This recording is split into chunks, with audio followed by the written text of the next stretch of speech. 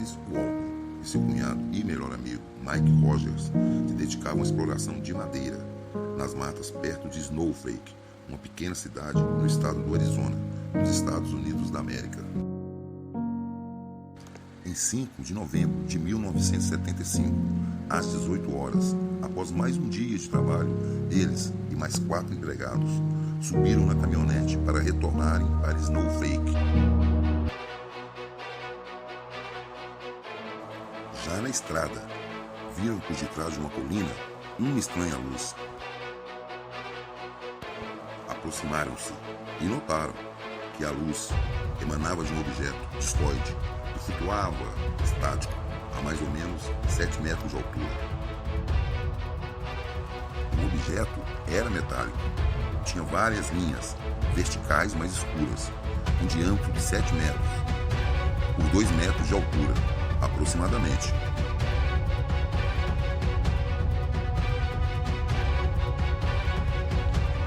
Quando a caminhonete parou, o Walton pulou e correndo foi em direção ao objeto. Os seus companheiros gritaram: "Não vá, não vá, pare, pare, pode ser perigoso." Ele não lhes deu atenção. Decidido e a passos firmes, continuou em direção ao objeto.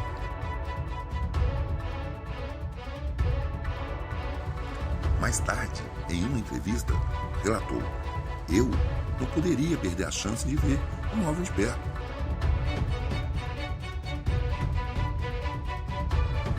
Ao chegar abaixo do objeto, o mesmo começou a emitir um ruído, como de turbinas de avião, muito alto, quase ensurdecedor.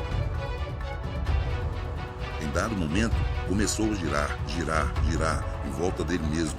O Walton, com muito medo, se escondeu atrás de uma rocha.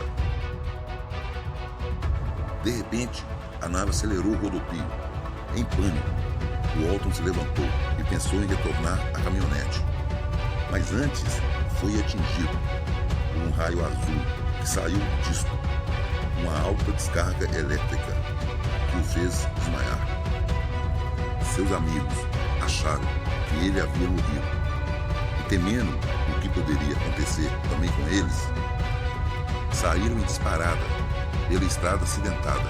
Acharam que o disco estava os perseguindo, mas, já distante do local, perceberam que não havia nada no encalço deles. O grupo então se dividiu em discussão sobre se deveriam voltar para pegar o corpo de Walton ou não.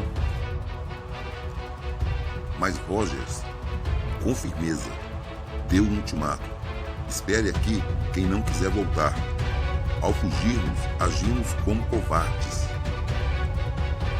Eu vou voltar e fazer o que deveria ter feito antes." Às 20 horas, ligaram para a polícia da cidade de Navarro. Se encontraram então com o agente Ellison.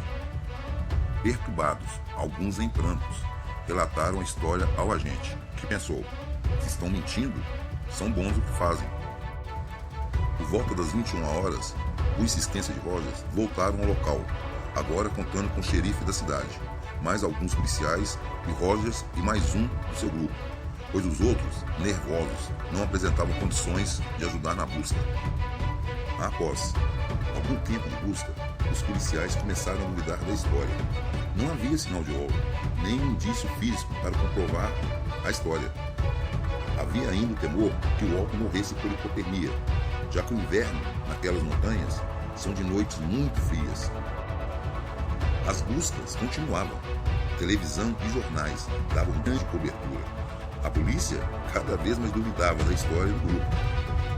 Isso os levou a fazer um exame de polígrafo, mas todos passaram neste teste, mantendo a história como contada desde o início.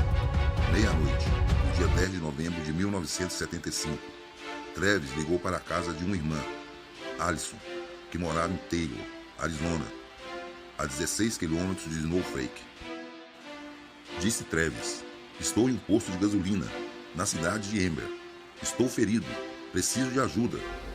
Então Neff, seu cunhado, e Duane, irmão de Cleves, foram buscá-lo.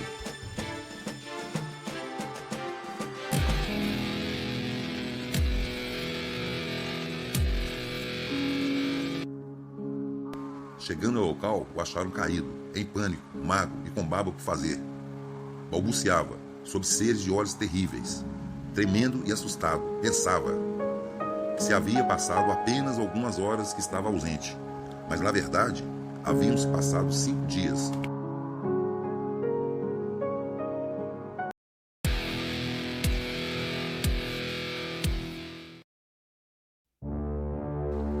Segundo Walton, acordou em um amplo salão. Seu corpo estava todo dolorido e com um terrível mal-estar. Uma luz difusa saía do teto e iluminava todo o salão. Percebeu também que estava sob algo parecido com uma mesa cirúrgica. Sua visão estava debilitada e pensou estar em um hospital. Sentiu frio e uma pressão. Ainda sem enxergar direito, notou 3 figuras que pensou que fossem médicos. Eles colocaram algum aparelho em sua barriga. Em seguida, sua visão voltou ao normal. Foi então que viu. Não eram médicos que o examinavam. Eram pequenas criaturas, com olhos grandes, cabeça desproporcional em relação ao corpo. Não tinham pelos, nem cabelos, nariz ou orelhas. Assustado, levantou-se da mesa e tentou fugir, empurrando uma das criaturas. Os seres eram leves e fáceis de derrubar, mas ficou tonto, enfraquecido e precisou apoiar-se na mesa. Neste momento, as criaturas tentaram agarrá-lo. Pegou então um tubo que estava em cima da mesa, tentou quebrá-lo para tentar se defender, mas o objeto parecia inquebrável. Os seres, com suas pequenas mãos, faziam sinais para ele, como que, pare, pare, não quebre. Então, o Waldo começou a gritar para as criaturas, que o encararam por alguns instantes. Depois saíram por uma porta atrás deles, onde havia um corredor. Depois de algum tempo, o Walton decidiu sair da sala e seguir pelo corredor. Lá, não viu ninguém.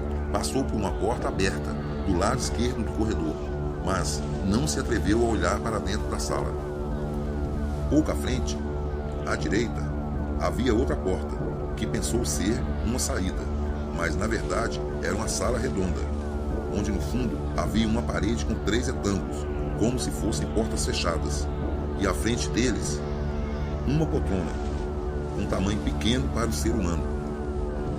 Walton resolveu seguir em direção à cadeira no fundo da sala, mas notou estarrecido.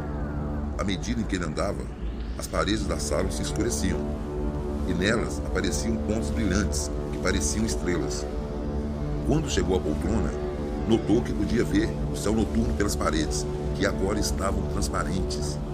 Viu do lado esquerdo da poltrona uma alavanca e do lado direito um spray cheio de botões coloridos. Pensou, um desses abrirá uma porta de saída. Começou a apertá-los aleatoriamente, mas nada aconteceu. Sentou-se na poltrona e empurrou a alavanca para frente e viu as estrelas todas se moverem para baixo. Então ficou receoso em causar um acidente e abandonou a ideia. Decidiu não tocar mais em nada. Voltou-se para a porta, procurando por uma saída nas paredes, mas nada achou. Foi quando viu, na porta de acesso, outro ser humano. Tinha uns 2 metros de altura, usava um capacete transparente, era musculoso e tinha cabelos loiros e longos, e usava uma roupa azul e justa. Waldo foi então até ele, fez várias perguntas, mas o ser manteve-se calado. O ser o pegou então pelo braço e o conduziu a uma porta que dava para uma rampa. Ao descer a rampa, percebeu. Havia saído da nave que vira na estrada anteriormente. Viu várias naves parecidas com a nave que o capturou. O lugar parecia um grande hangar. Foi conduzido até uma sala.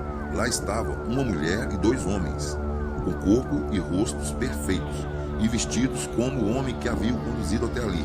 Notou que a mulher tinha cabelos maiores que todos os homens. Perguntou aos seres onde estava, mas sem falar nada, olhavam para ele com serenidade. Foi então sentado em uma cadeira. Continuou a falar. Mas os seres, sem dizer uma só palavra, só olhavam para ele com expressão de serenidade e compaixão. Sem obter resposta, começou a gritar. A mulher, então, colocou em seu nariz e boca algo que parecia uma máscara de oxigênio sem tubo. Treves, então, perdeu a consciência e acordou deitado no chão perto da cidade de Eber. Ao acordar, ainda viu o objeto se distanciando.